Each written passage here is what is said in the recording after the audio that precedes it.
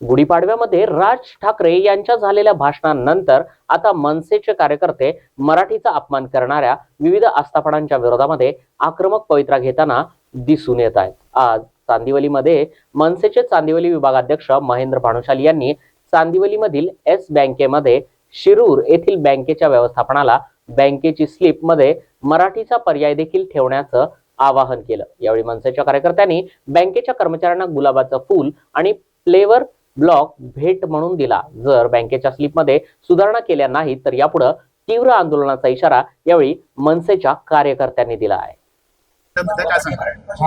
Ultimatum आम्ही दिलेलं आहे की महाराष्ट्रामध्ये तुमचे जे कारभार आहेत तुम्ही इंग्लिश मध्ये लिहिलेलं आहे, तुम्ही मराठीमध्ये लिहिलेलं आहे। माझं म्हणणं आहे की प्रत्येक आस्थापनामध्ये मराठी भाषेला प्राधान्य दिलं पाहिजे। प्रथम भाषा ही मराठी असली पाहिजे।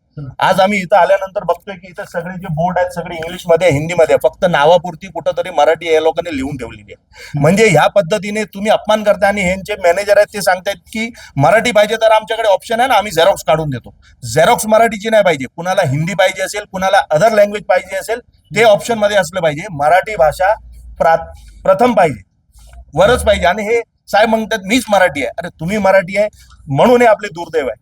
आपलं काम आहे की साहेब मी इथं काम करणार नाही, जर माझ्या मराठी भाषेचा सन्मान होणार नाही तर मी इथं काम करणार नाही। जर ही भूमिका आपण सगळ्यांनी घेतली तर 100% मराठी भाषेला प्राधान्य भेटणार आणि ठिकठिकाणी जे मराठी भाषेचा अपमान होत आहे हे बंद होणार।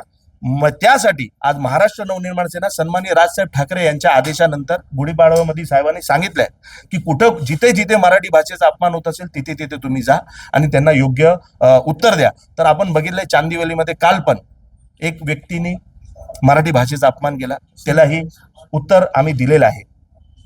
बस बाकी तर हळूहळू सगळ्यांना समजेल की मराठी भाषा हेच आपल्यासाठी प्रार्थनीय आहे। आणि महाराष्ट्र